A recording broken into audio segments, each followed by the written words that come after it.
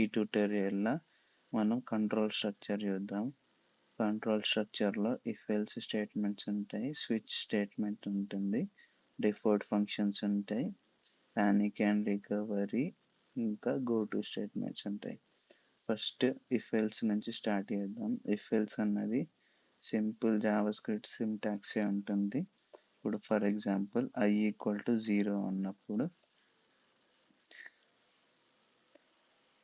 if I equal to 0,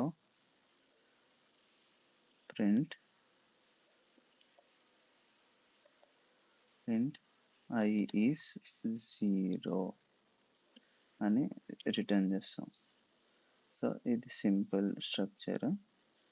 ఇందులో మనం ఈ ఇనిషియలైజేషన్ ఈడ కూడా పెట్టేయచ్చు. సో ఇక్కడ కోలన్ అని పెట్టేయచ్చు కూడా, అది కూడా వ్యాలిడ్. ఇందులో ఇఫ్ ఎల్స్ కూడా పెట్టచ్చు. సో ఇక్కడ else A I greater than 0, ఇక్కడ మనం 10 పెడుతున్నాం. ఇఫ్ I గ్రేటర్ దాన్ 0 అంటే మనం print I is greater than 0 అని పెడతాం. ఇప్పుడు I ఈస్ గ్రేటర్ దాన్ 0 వస్తుంది. అదే మనం I లెస్ దాన్ పెట్టి ఇక్కడ ఎల్స్ పెడితే else fmt print I is less than 0 అని వస్తుంది. సో ఇది simple Java script if else statement. ఇక్కడ ఇట్లనే స్విచ్ కూడా చేయొచ్చు. సో స్విచ్ కూడా ఇనిషియలైజేషన్ చేయొచ్చు, ఇనిషియలైజేషన్ లేకుండా కూడా వెయిట్ చేయొచ్చు. సో స్విచ్లో I ఈక్వల్ టు 0 అనుకుంటే స్విచ్ I అని పెట్టేసి కేస్ I అన్నది 0 ఉంటే మనం fmt print then I is 0.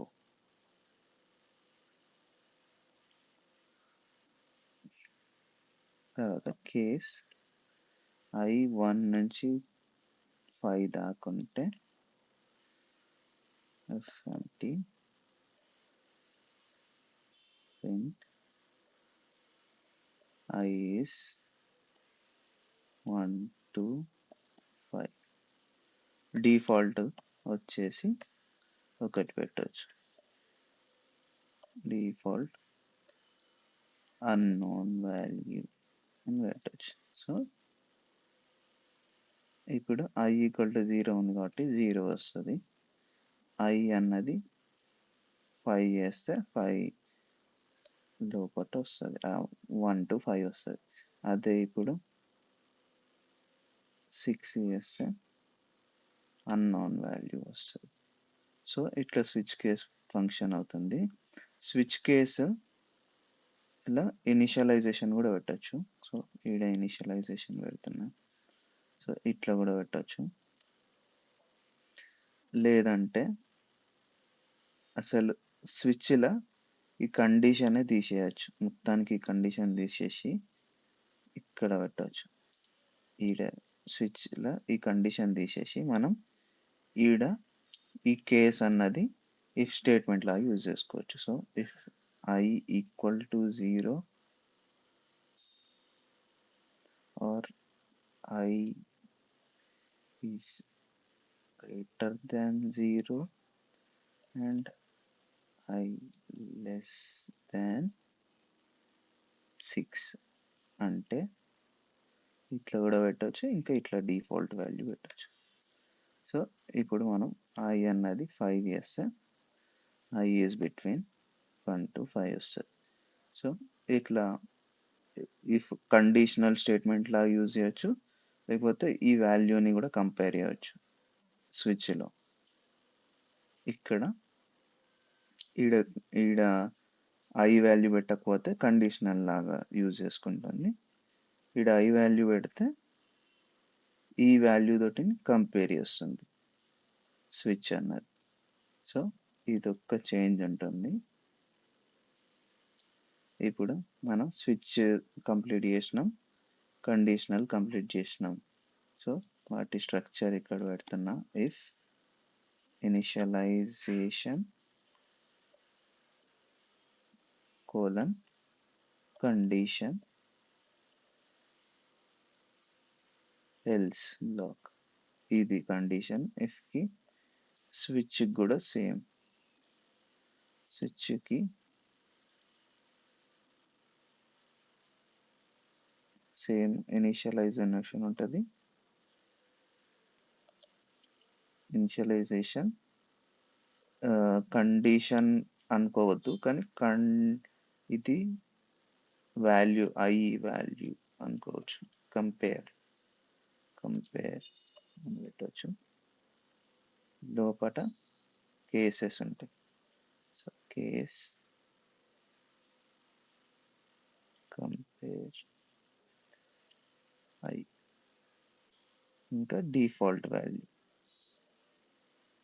ఇట్లుంటుంది. ఇప్పుడు డిఫర్డ్ స్టేట్మెంట్ అన్నది, డిఫర్డ్ ఫంక్షన్ అన్నది ఎప్పుడైనా డిఫర్ ఫంక్షన్,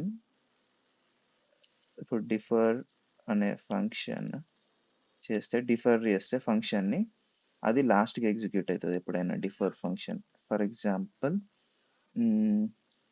ఇప్పుడు differ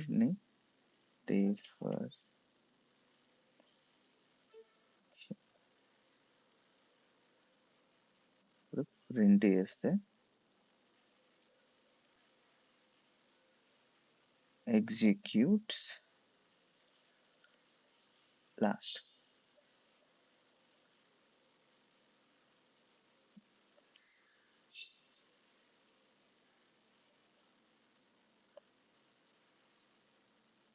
executes first.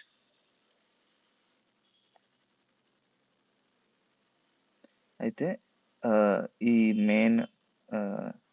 Main function end అయిపోయిన తర్వాత, ఇదన్నీ స్టేట్మెంట్స్ అయిపోయిన తర్వాత డిఫర్డ్ ఫంక్షన్ కాల్ అవుతుంది అనమాట. డిఫర్డ్ ఫంక్షన్ ఫీఫో లాగా కాల్ అవుతుంది, అంటే ఫస్ట్ ఇన్ ఫస్ట్ అవుట్. ఇప్పుడు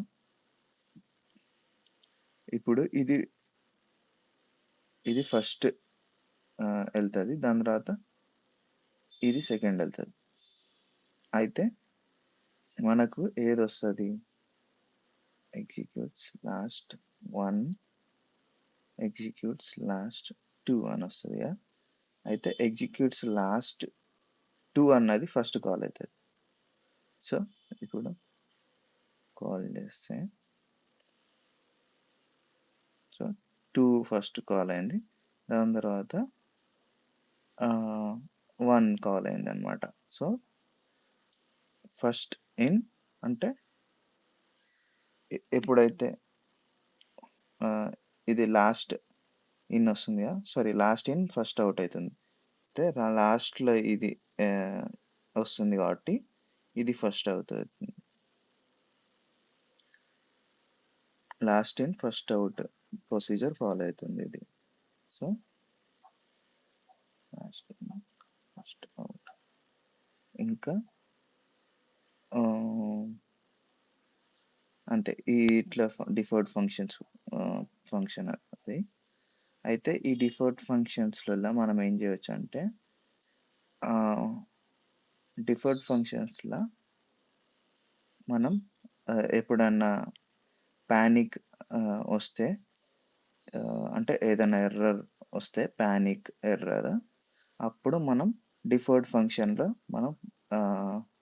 మనం కంట్రోల్ చేయొచ్చు అనమాట. సో ప్యానిక్ వచ్చిందని, సో ఇప్పుడు ప్యానిక్ కేమ్ అని పెట్టచ్చు. So if recover not equal to nil,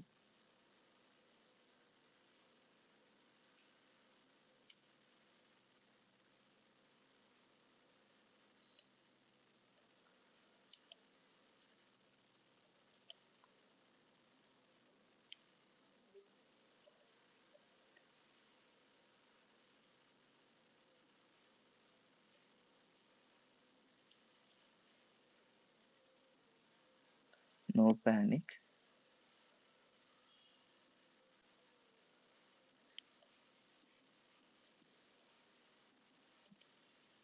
panic అయితే ప్యానిక్ వచ్చినప్పుడు ఇక్కడ మనం ఈడ హ్యాండిల్ చేయొచ్చు అనమాట. రికవర్ అని పెట్టి హ్యాండిల్ చేయొచ్చు డిఫర్ ఒక ఫంక్షన్లో. సో ఇదొక యూజ్ కేస్ అనమాట డిఫర్కి. ఇంకా లీఫో స్ట్రక్చర్ కావాలన్నప్పుడు మనం ఇది యూజ్ చేయొచ్చు. సో లీఫో స్ట్రక్చర్ కూడా మనం యూజ్ చేయొచ్చు. ఇంకా లీఫోలో మనం లాస్ట్లో ఇవి అంటే ఇవన్నీ స్టేట్మెంట్స్ అయిపోయిన తర్వాత ఇవి యూజ్ చేయాలనుకుంటే జనరల్గా డేటాబేసెస్కి యూజ్ చేస్తారన్నమాట కనెక్షన్ క్లోజ్ చేయడానికి ఇది. So for example database open అవుతుంది, డేటాబేస్ డాట్ ఓపెన్, దాని తర్వాత డేటాబేస్ డాట్ క్లోజ్ అని పెడతాం. అయితే ఈ డేటాబేస్ డాట్ క్లోజ్ అన్నది డిఫర్లో పెడతాం, ఎందుకంటే ఇది వెంటనే క్లోజ్ కావద్దు. దాని తర్వాత మనం rows DB dot rows open అని అంటాం. సో ఈ తర్వాత DB dot rows dot close చేయాలి, అంటే రోస్ ఫస్ట్ క్లోజ్ చేయాలి డేటాబేస్ కంటే ముందు. సో ఇది డిఫర్లో పెడతాం. అయితే ఫస్ట్ రోస్ క్లోజ్ అయిన తర్వాతనే డేటాబేస్ క్లోజ్ అవుతుంది ఈ లీఫో స్ట్రక్చర్లో. So LIFO last in first out, last in first. అయితే ఇది అన్నమాట డిఫర్ ఫంక్షన్ గురించి. ఈ ప్యానిక్ కూడా మనం చూసినాం, ప్యానిక్ ఇంకా రికవర్ కూడా చూసినాం. ఇప్పుడు గో టు స్టేట్మెంట్స్ చూద్దాం. సో గో టు స్టేట్మెంట్స్ అన్నటివి i ఈక్వల్ టు 0 అనుకుంటే ఇఫ్ i ఈక్వల్ టు 0 అని పెడితే go to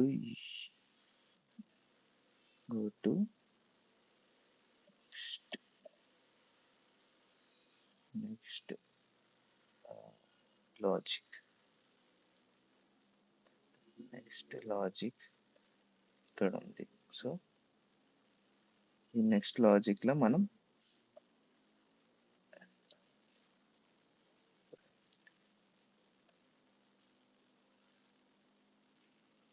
goes to next.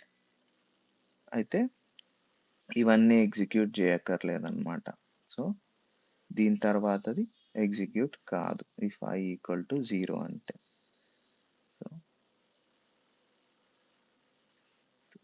అంటే దీని తర్వాత ఎగ్జిక్యూట్ కావంటే ఇప్పుడు ఇది కాకుండా ఇంకొకటి జే ఉంది. ఇఫ్ జే ఈక్వల్ టు 0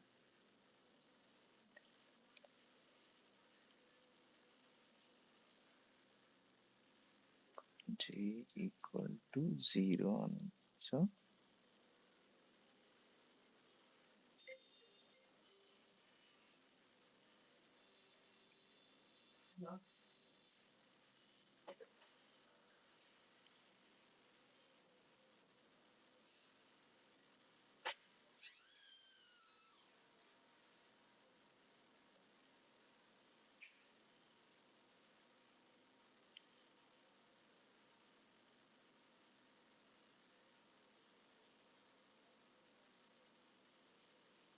అయితే i equal to 0, j equal to 0.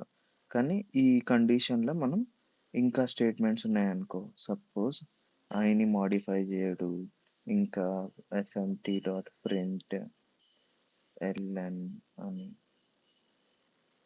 So print ln i not 0 now updated అని. అప్పుడు ఇవన్నీ ఎగ్జిక్యూట్ కావు, direct go to next logic వెళ్ళిపోతాయి. సో ఐ ఇంకా జే జీరో అయినప్పుడు గోస్ టు నెక్స్ట్ అని వచ్చేస్తుంది. సో అదే మనం ఐ అన్నది జే అన్నది 1 చేసినాం అనుకో, ఇవన్నీ ప్రింట్ అవుతాయి. So I is not zero, now updated, goes to next అని వచ్చింది.